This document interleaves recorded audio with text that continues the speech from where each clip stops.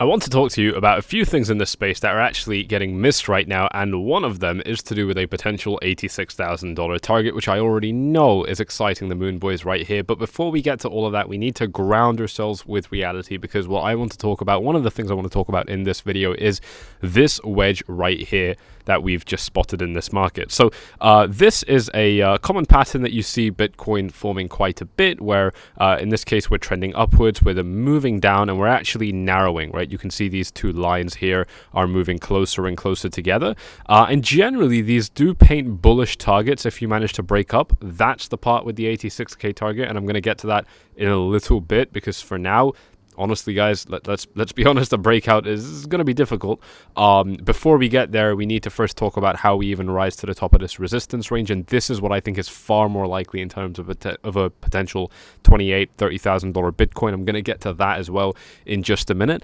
And the thing about this line that I really like is that this has been used as resistance and repeatedly as support in this range right here. Obviously, we didn't want to draw such a line like this because it would give us very, very abysmally low Bitcoin targets. But here we are. We've seen them already. We're now past, what might have been the worst of it. I don't know.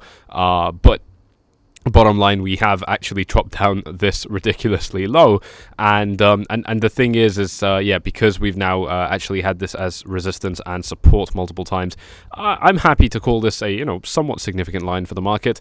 Resistance, not so much. Resistance, obviously we've only seen 2 interactions with right here, so obviously it takes 2 points to make a line, but it takes 3 to validate a line. So we've got our 3 on this line. We do not have our 3 on this line. So that's actually a good thing. That just potentially means that we could, break it even easier. We'll get to all of that in just a bit. And the thing that I think is really, really important about this, right, is it's not just this indicator, but just overall, if we look at the way the market's been responding, let's actually zoom in a little bit. You guys know the deal with this YouTube channel, by the way, guys. I mean, I'm just aiming to give you guys the most grounded, realistic analysis that I can deliver right here. It's the same stuff that I'm using for my own trades. I'm pretty much telling it to you guys. So if you do appreciate that, just do me a favor and smash up the likes. Make sure you are subscribed as well, because obviously this content is very time sensitive. But take a look at this right here. Let's actually open up my Coinbase chart, because I have all of my lines drawn already. We have been interacting with the $20,000 level, right? I mean, we ended up finding a little bit of support right here. We did briefly dip down below, and we fell quite a bit, which was not surprising. We were quite well aware of how there's almost just another pitfall right here. There's a big drop if we end up losing the 20k level. We ended up finding support at 17.5, which was a little bit random, but now we're just kind of hovering around that 20k range again. It's not great, right? I mean, I would have liked to see that by now. We punched above the 20k level basically a whole 2 to 3 days ago. I mean, that's quite a bit. I would have definitely liked to see that by now we would be somewhat higher. The fact that we're not definitely is a little bit concerning, but bottom line, we are still above this, what was a resistance area, now back to being a support level. And the thing is that if this does end up, continuing to rally higher, you've kept hearing me say this on the YouTube channel. The facts are not changing, ladies and gents. I want to make this extremely abundantly clear. The facts are not changing. Resistance still remains in this range. I mean, I would like to say now that the resistance is just basically lower, because we can't even seem to break 21.5 in this case, or 21.7 more specifically. But we have resistance in this range, and pretty much beyond this there isn't any more resistance that I'm seeing until the market is able to rise significantly higher towards that high $20,000 range. And obviously that's where things could be getting very exciting, because we start looking at then from our low, if we manage to get up to say $28,000, we're looking at like a 50 to a 60, maybe even higher percent rally. And that's where obviously things get very, very exciting in the market. And why 28,000 specifically, if you're wondering? Well, let's just zoom out really quickly. Obviously this was the one of the more significant levels in the market. Let's actually bring up another chart, because this is starting to get very, very messy. The 28.8k level outlined right here. I mean, I'm just I'm not speaking in exacts, obviously, because I'm making a YouTube video, not a fucking dissertation or anything. But at the end of the day, these are still key levels, and the thing is again, just from this low, you can see how if you trace my line right here, this is where the market was finding a lot of support. The market was finding support right here, and obviously with the lows right here, just trace that line back, you'll see that very, very nicely, and that puts us at about like I said, 29,000 whatever, plus 62% rally from the upside. And one thing that I'd just like to remind you guys about, which I know other YouTubers have been talking about as well, is that in bear markets we can have big rips to the upside. I mean, this rally was more than plus 100%, so the price more than doubled in this rally. On this rally right here, we saw a 55-60% pump on this rally right here. Still huge 47% move, and again over here, still quite a substantial 25% move to the upside, right? So these markets, they do tend to, even right here when this kind of mini bubble popped, we still managed to rise up on this occasion by 40%, and on this occasion by, again, pretty much 40% and so on. It's not totally unreasonable to expect that we do something like that. And I would just like to remind you guys that the last time we did form some sort of what is, in my opinion, significant reaction rally was from this $33,000 level up to the $47,000, $48,000 level, which we actually managed to call the top on very, very well on this YouTube channel, specifically for Ethereum, but obviously it applied to Bitcoin as well. And this was a very, very significant reaction rally. We actually had this right here when we fell briefly to 25.6. We ended up rallying up by 25%, but I don't think that this reaction rally was anything close to. I don't even think this was a rally, to be honest. This was just more of a dead cat bounce. A rally is going to be somewhat more sustained price action, and that's what I'm looking for right now. That's what I actually think we could be in for. And the thing is if we move ourselves back to the wedge that I was talking about at the beginning of this video, you're going to notice something very, very interesting, which is that if the market does kind of start moving in the same kind of way it did before, I can actually just illustrate this pretty poetically, I would say, using the bars pattern tool. If I just extract this pattern all the way up to the high and then print this right here, you can start to get an idea of how this chart might end up looking if we form the exact same rally as before. And obviously we wouldn't do that. This is purely just to help you visualize what's actually going on right here. But this is a very powerful line, because if we measure if we try to get a target for it, this is a plus 173% roughly, depending on how you draw this rally, and if we measure this from our breakout point up by plus 173, that does, well, in this case I've drawn the chart slightly differently, that does put us at $82,000. The way we had it drawn originally, it would put us at $86,000. Obviously these 4K differences don't actually matter, but this can be a good indication of how high the breakout, if we get one, is going to be. But bottom line, even if we don't get the breakout and this turns into a rejection, the next thing I can do is use this very same bars pattern tool, but draw it from here and keep it going until much lower, until as low as I like, depending on how sadistic I'm feeling, I guess. Because if we expand this out, yeah, this is getting pretty uncomfortable, isn't it, ladies and gents? If I expand this out right here, we could be looking at something somewhat akin to this. Again, I'm literally just letting you visualize what happened before. If it happens again, most likely it would happen very differently, if it happened at all. But the whole point here is just to help you visualize that, we very well could end up getting a third rejection off this downward trending line, and this would be enough for a reaction rally, because again, if we do measure this from low to high, this is still, going to be quite a substantial move to the upside, no matter which way you cut it, and that would give a lot of people, good reason to potentially exit the market. The thing that concerns me at the moment is, we are triggering a few firsts in this market. The weekly 200 week moving average, I think, is a very, very important moving average line, and I just want to show this to you again. Obviously you would have seen this if you've been subscribed to the YouTube channel, but just in case, I think it's worth, even if you have seen it, it's very well worth just recapping this once more. If we take a look at what this moving average line is telling us, let's wait for it to load up. Obviously this is a moving average line that we've been able to hold for as long as Bitcoin has price history on this chart for this line, really. The line's first day on this chart, which goes back to 2010. So this is the oldest Bitcoin chart that I know of on TradingView. And if you know one that's older, then please let me know. But I haven't found one. What we do have right here is that the market, never actually fell below this line. I was watching 𝗪𝗙𝗪𝗧𝗍 on his live stream today. He is a very, very good analyst. He's one of the best I know, and I learn a lot from him. I'm actually going to visit him in the Dominican Republic later on this year, so if you want to join me with him, go ahead and just Google his name. You'll see the Financial Summit come up, the Financial Summit. You can just type that into Google too.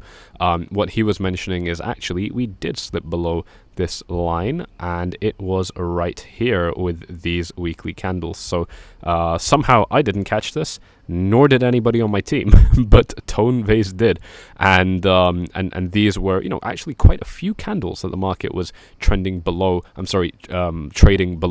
our 200-week moving average. So we have done this before. We're not in totally uncharted territory, but what makes this different is that the moving average line right here was actually aggressively rising up, right? Which means that, you know, we're in an aggressive uptrend overall according to the 200-week moving average, obviously, which is a very, very long-term moving average. It's essentially a 4-year average of the price, so it's super, super slow. But it was aggressively moving up. And if we take a look at the difference right now, obviously it has started to really level out. If I can zoom out, yeah, look at that. This has completely, you know, nearly started to, it hasn't leveled out yet. We're not even close, but it is, well, actually it is fairly close to leveling out. And the thing is that just means, you know, if we're losing support now, at a time where actually, you know, the market is a little bit slower, you know, that's just not giving us any extra confidence. You know, when you're in an aggressive uptrend, you're going to have a little bit more tolerance for losing support levels, because, you know, you're having such extreme moves to the upside that naturally you can expect you're going to have a few fake outs to the downside. But you know, when the markets have changed and actually, you know, we're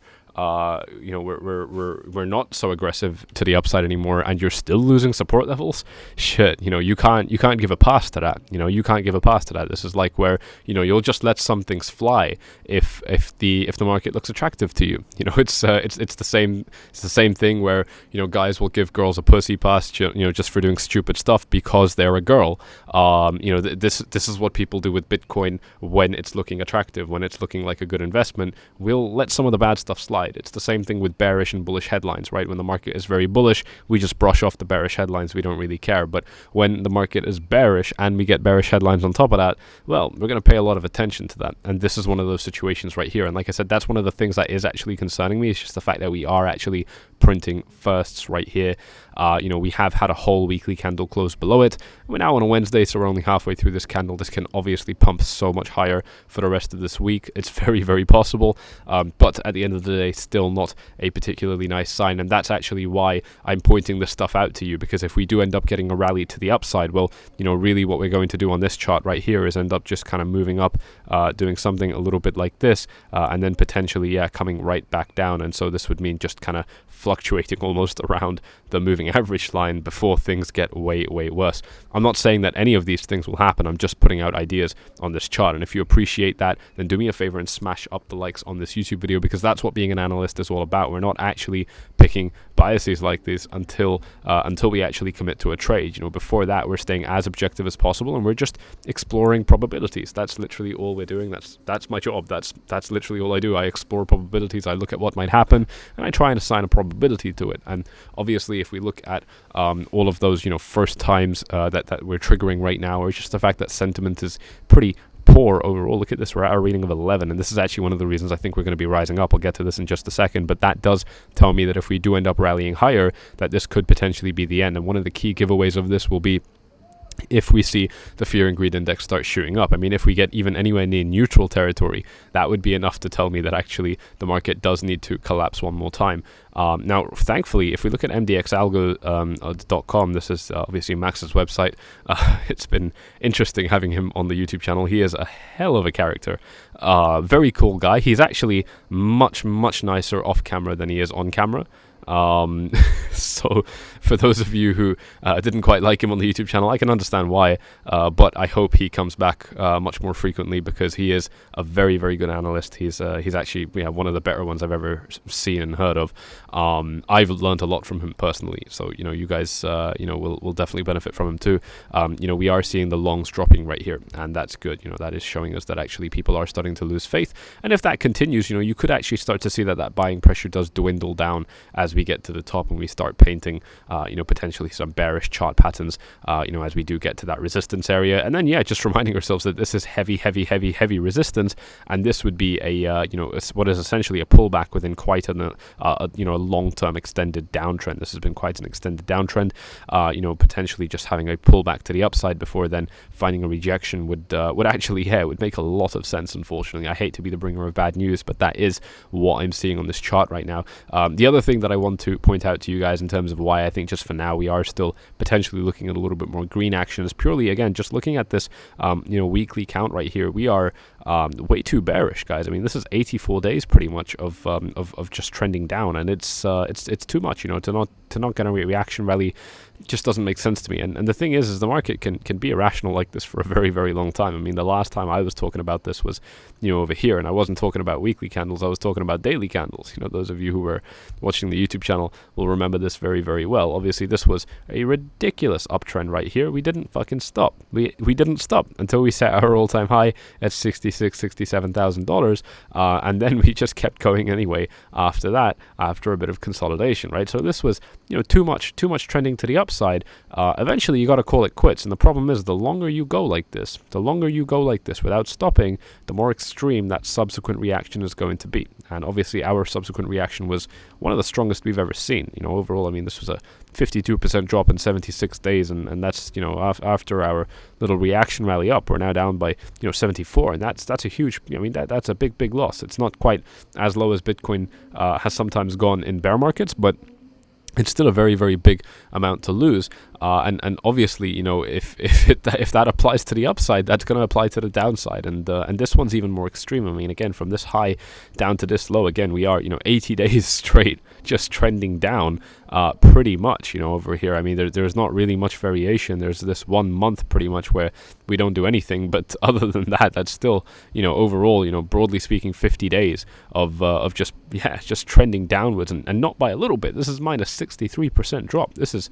absolutely bloody enormous, that we're dropping by. Obviously reaction rallies, will come. They will come, and what level makes more sense for a reaction rally than $20,000? It almost just seems way too obvious, and the fact that it's not happened yet is my proof, is all the proof that I need, that people are not buying this idea, that people are not actually super convinced by the idea of Bitcoin, rallying off the $20,000 level, and obviously if everyone was convinced about that, I would be a little bit more convinced. I would be a little bit more worried if I was agreeing with them, but I'm not agreeing with them. I'm not agreeing with the masses from what I'm seeing.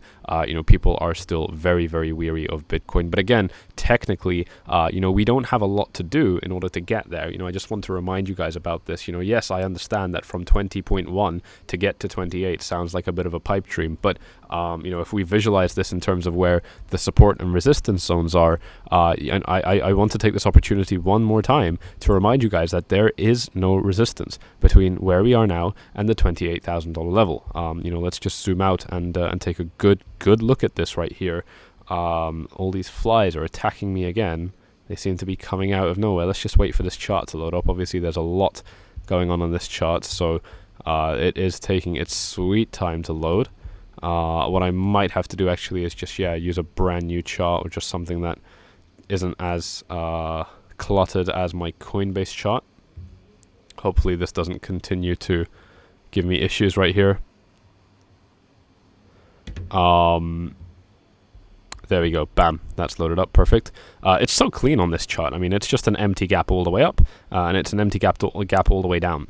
So this kind of range is the perfect playground, for Bitcoin to just spike $10,000, and people don't really even understand why. But you and I will understand why perfectly well. It's because there was no, there was no trading that took place on the way up, and so again, we, I'm tired of saying it. Yeah, we can't, expect, support on the way down, and vice versa back on the way up. So that is obviously very, very exciting. If you are appreciating this analysis, then do me that favor and just smash up those likes. And of course, by the way, if you want to be able to trade Bybit on the very same, which is the very same platform that I'm using in this market right here, then you're also going to be getting up to $600 for free. Actually, that might be much higher now. I think that's been raised to like 3,000. So that's going to be in the description. So if you're interested in getting a lot of free money just by using the very same platform that I'm trusting to use in this current market, then check out Bybit with that link in the description down below. And if you want to be able to watch me trading in this market, then follow these steps on screen as well. You guys already know the deal. But let's just bring it back because I do want to talk about this potential reaction rally. It would be too easy for Bitcoin to rise up. I mean, there's nothing stopping it, and so I just wouldn't expect sellers to be stepping in. Really, I wouldn't expect sellers to step in until the next logical area. And obviously, because we're looking at the chart, that next logical area would be where resistance is, and resistance does line up with this 28k, 29k level. Another indicator that I'd like to show you is actually the Keltner channels indicator, and I've never spoken about this other than when it was requested, but this is an indicator that one of my favorite analysts talks about, 𝗪𝗘𝗪𝗘. I've learned a lot from this guy from way back in 2017.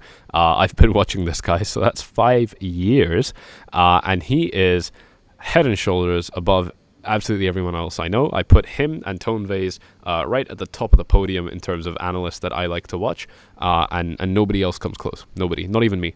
As far as I'm concerned, these guys are complete different tiers beyond this YouTube channel.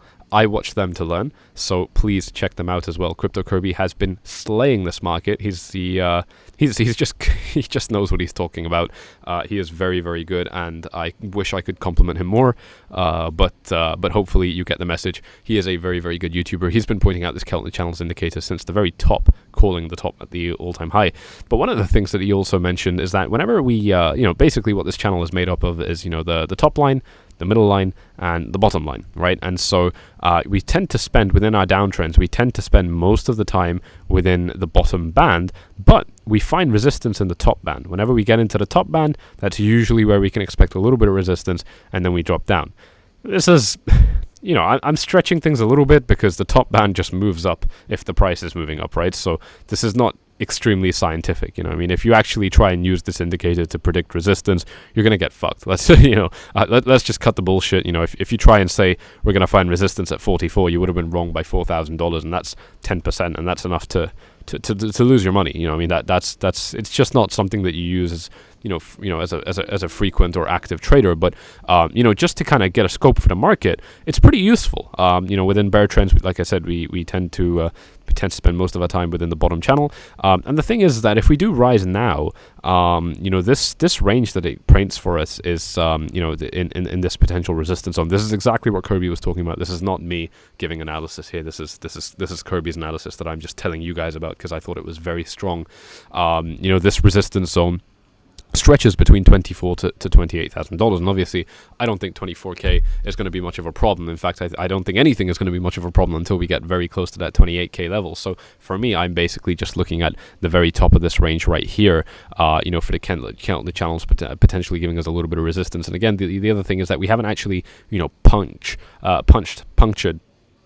or punctured either these levels for quite some time. The last time this happened right here was, well, the beginning of June, but in some significant capacity, where we were actively kind of pushing the top of the band.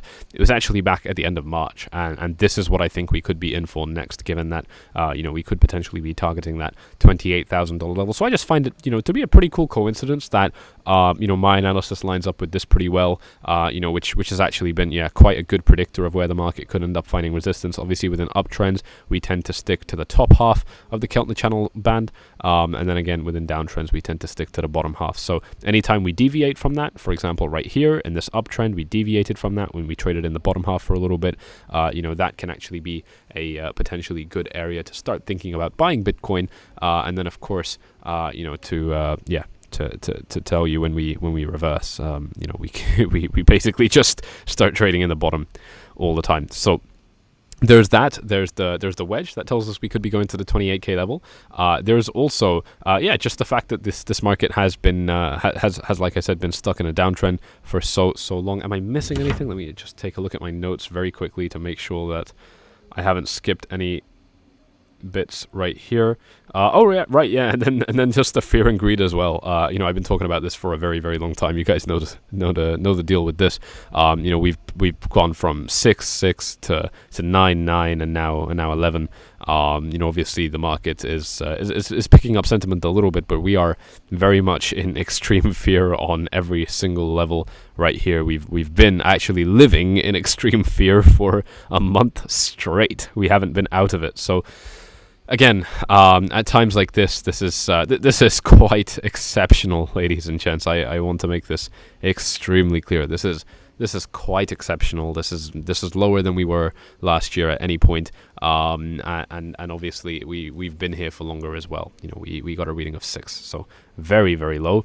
And to me, these are all signs that, yeah, I mean, this market needs to rally higher. You know, the last time that we had some prolonged time where we were actually, you know, quite low, that was right here in summer of last year. And this basically, I mean, you can almost trace the chart on top of this when the drop happens. This was the drop from 50 down to 30, and then we're trading around the 30 range for a long time. And here we start rallying up to 53.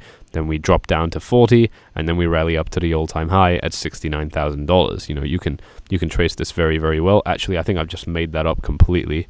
Let me just... Oh, no, I haven't. Yeah, those dates are very accurate, actually.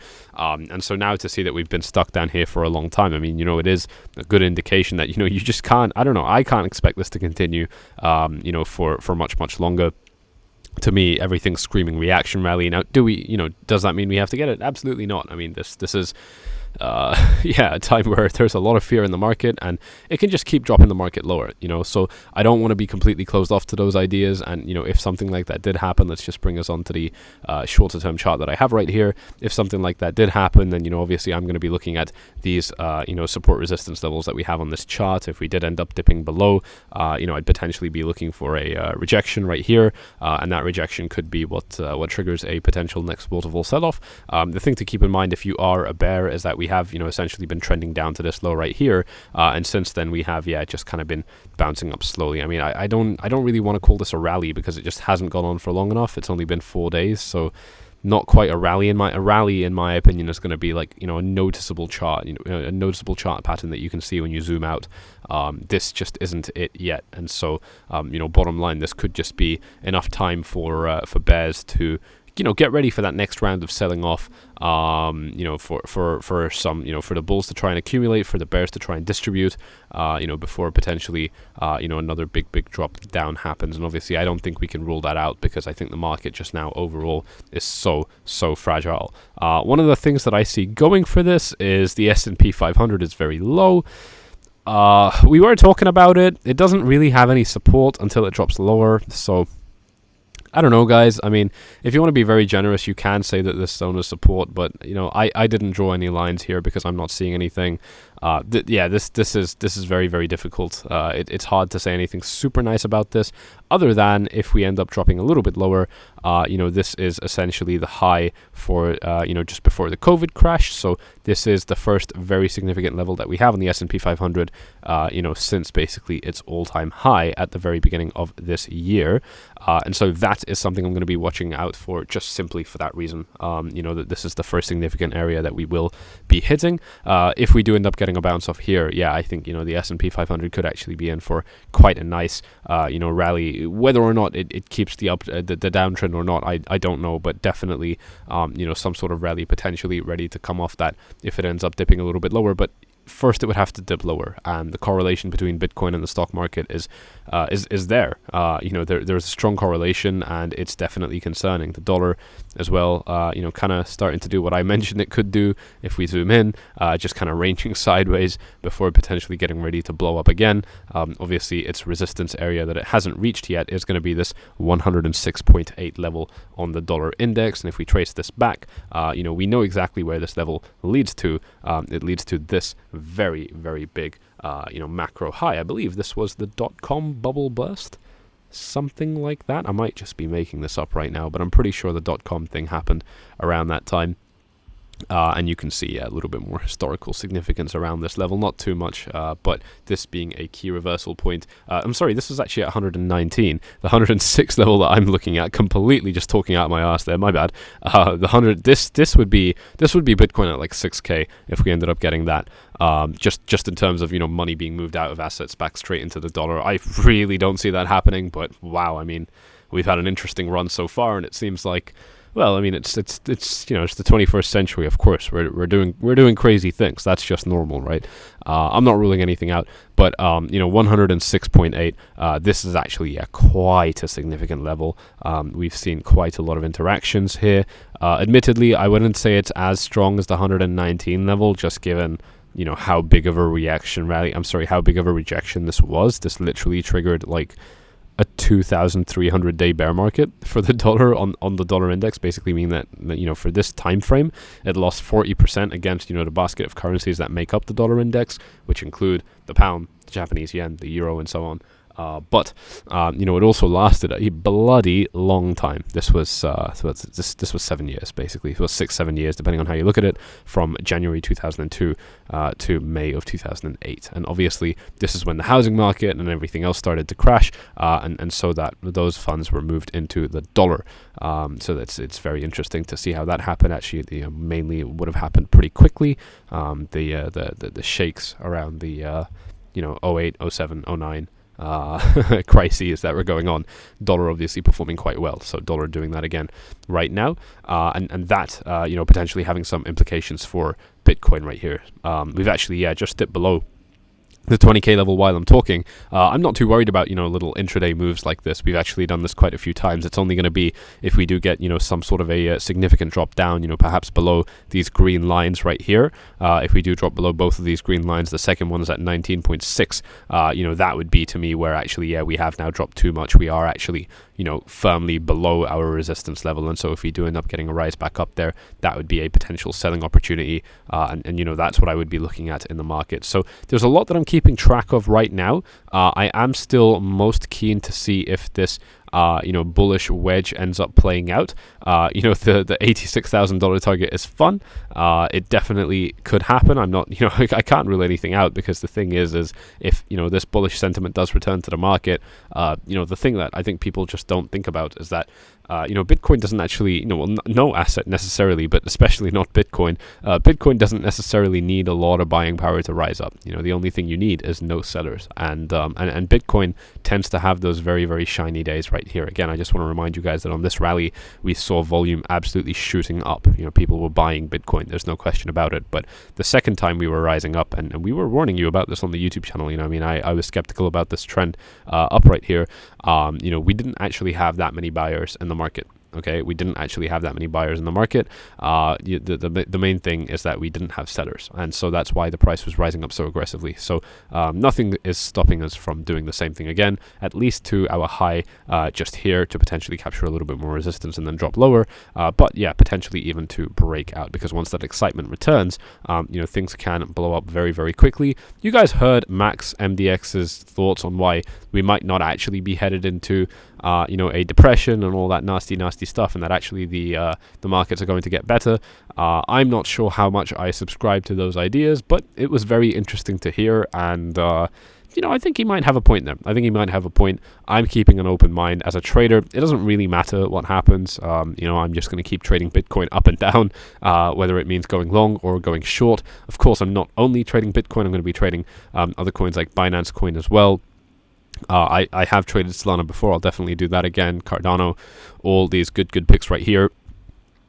I'm trading them all on Bybit. Bybit has such a big offer of coins right here. It's absolutely ridiculous. You can just scroll for ages. There is literally, you know, something for everybody right here, which is actually quite impressive. They have all the classic shit coins. They got your Shiba and all that good stuff, but it gets very, very obscure. They've even got waves and so on. So, you know, I mean, small projects now that were big before. I do find it quite funny. It's all going down on Bybit, and yeah, like I said, I'm pretty sure it's $3,000 now. So just check out that link if you do want to get that free cash. Signing up to Bybit using my link in the description down below. Head on over to the rewards hub, and you will be able to get that cash for free. So definitely check that out. And once more, if you want to be able to watch me trading in real time in this market, then follow these steps on screen right here as well. Click on the first link in the description down below, then click on the @4flies button, and then click on send message to ask me how to join 4flies VIP, and we'll get you inside. Thank you all for watching. You know exactly what to do. Hit up those likes. Make sure you are subscribed. Again, very, very time sensitive content. You don't want to be missing it, and I'll see you all in the next one. Bye-bye.